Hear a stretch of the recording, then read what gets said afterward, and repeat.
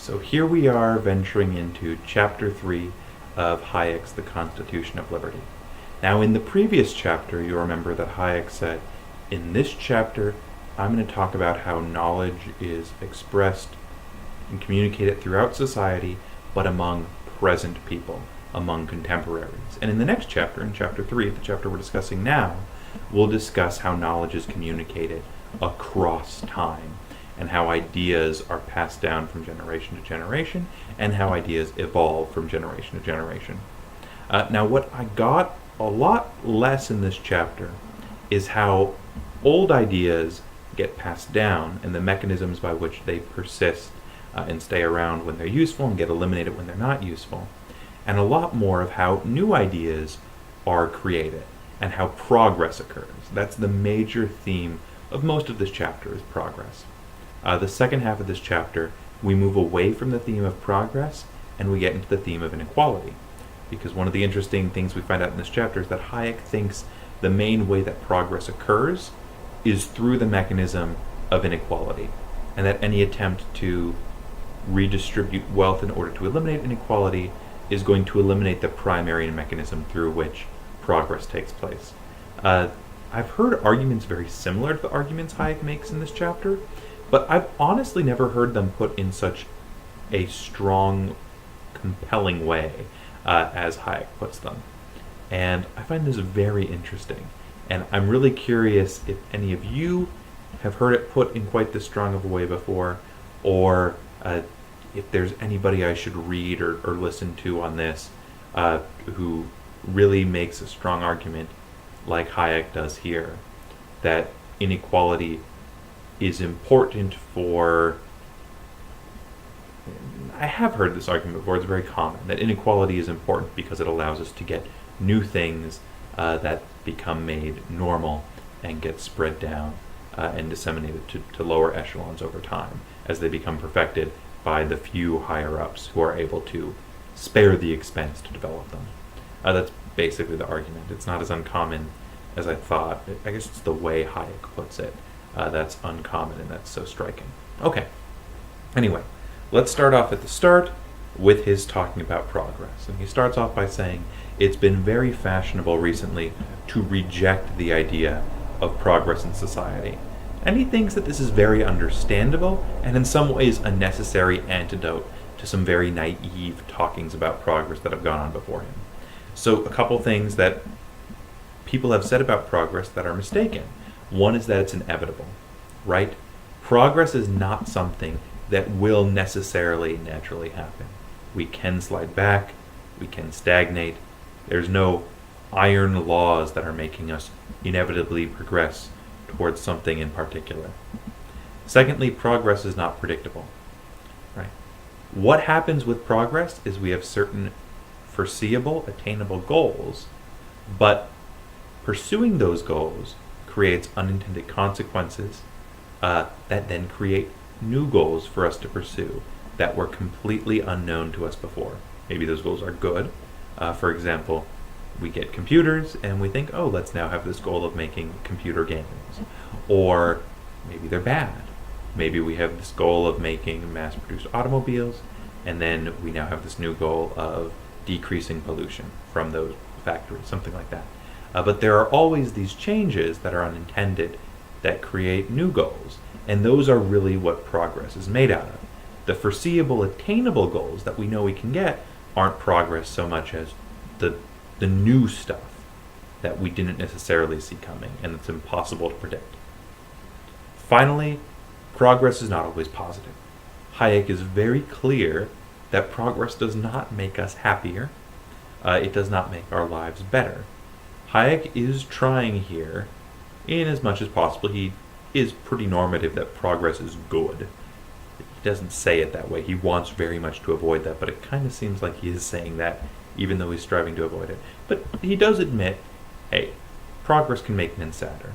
And even the vast majority of men may choose, if they had the choice, I don't want these particular things that we're progressing towards. I'd be much happier without them.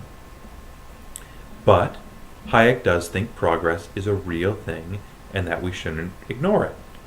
Progress is what happens when we're headed towards something that we know we want, but then we get something different. So progress is not progress in the way we usually think of it, where it's progress towards a known goal, but instead it's unpredictable. And he gives the example of science. You have a question, but you don't know the answer. And so you do an experiment, and it's impossible to predict the outcome of that experiment beforehand. You can make a hypothesis, but if you know what the answer was going to be, the experiment would be unnecessary in the first place. So progress is not progress towards a consciously known goal, but it's progress towards something else entirely. Here's where he tries to kind of make a normative case for progress. He thinks that progress is an end in itself, basically. He does not think that the things we're getting from progress are what's important, because they might very well make us sadder. The fruits of the stuff that we're running after isn't what's important, but rather it's the fulfillment of our intellect and the striving for those goals that makes the whole thing worthwhile in the first place. He thinks one of the things that's important about progress is that it helps to fix inequality. So here's when we start to get the inequality theme coming in. He first starts by saying, hey, if we've got a lot of progress, we've got a lot of new wealth being created because we've got new ideas of new, better ways to fix things. He's different than a lot of Austrians, where a lot of Austrians focus on capital accumulation as the primary thing that creates new wealth.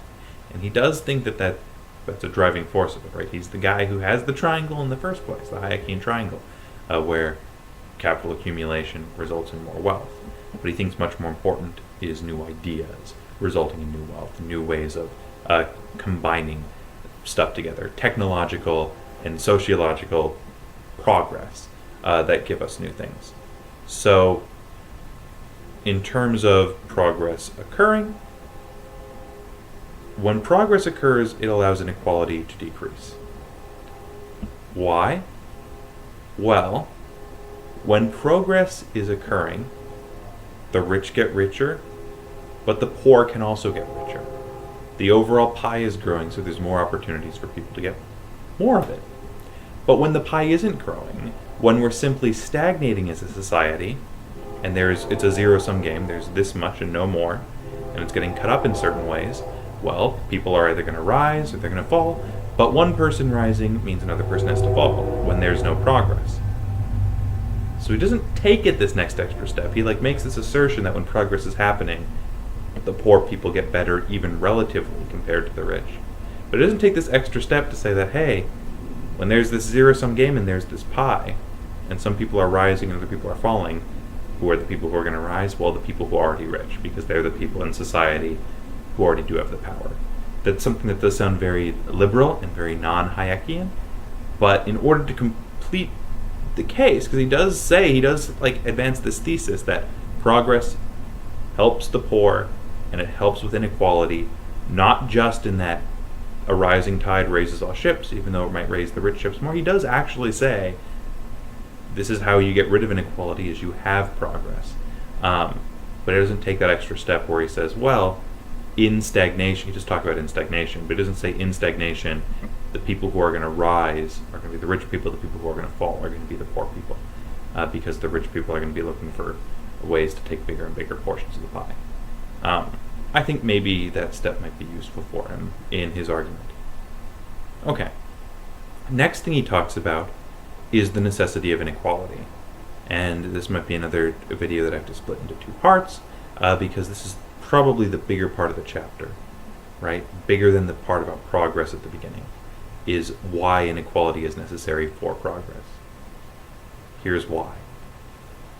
You need beta testers, basically, whenever you have a new product or a new idea. You don't just have, for example, modern example, televisions created, and then you're suddenly able to produce them cheaply and efficiently and in such a way that they don't explode for everybody at once. You need a small group of people to create the demand for them, to buy them, to use them, to give the manufacturers an opportunity to find cheap sources of materials, to find efficient ways of putting those materials together, to find a safe way of making it. So you need a large amount of demand supplied by a few people. You can't just give everybody the goods right away. That's impossible. You need people to do the cost of R&D and development up front in the first place. And so everybody in society benefits from the rich people who are living it up right now, who are getting all this really cool stuff that we can't have yet because it's way too expensive for us. And they're trying out all this new stuff, and they're sort of the trendsetters and the leaders.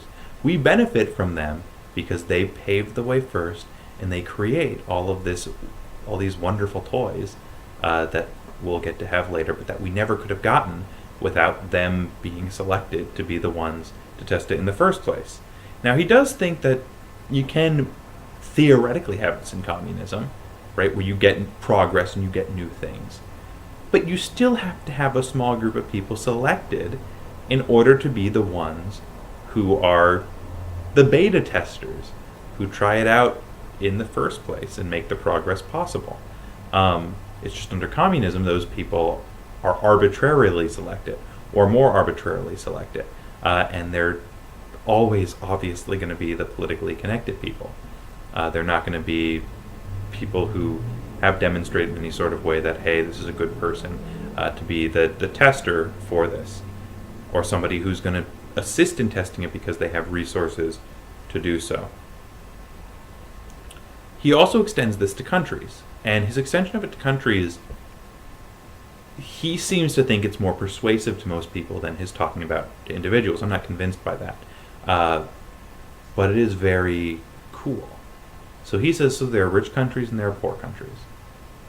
The fact that rich countries create all this really cool stuff greatly lessens the cost in the poor countries of adopting it. Right? Japan is able to follow in the footsteps of the industrialized West because the West did it first and created a pattern.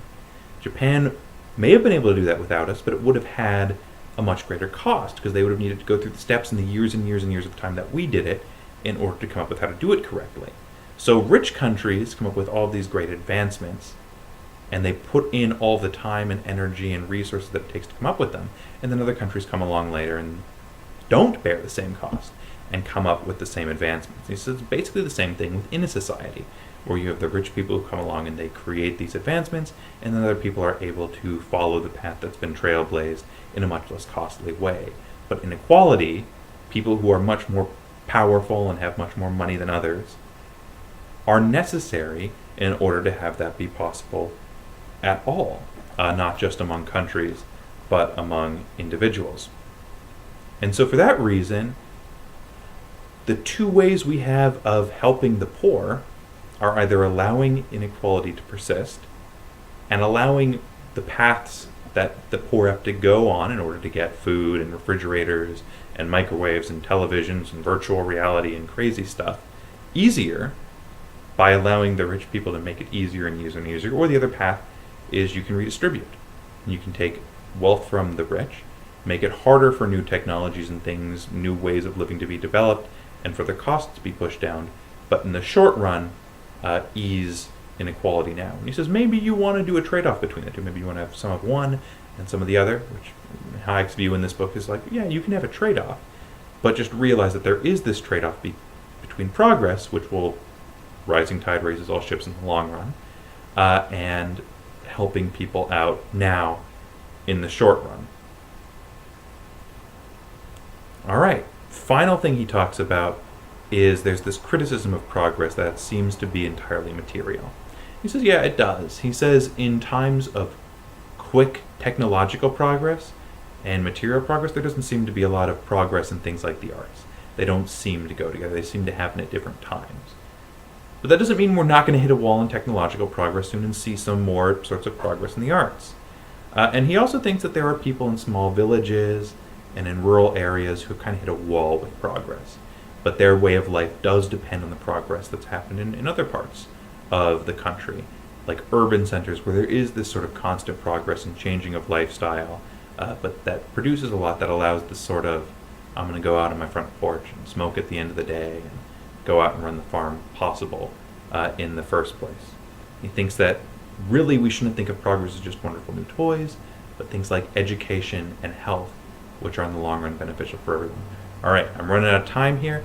I've gotten through basically everything Hayek's talked about in this chapter. Have a wonderful day.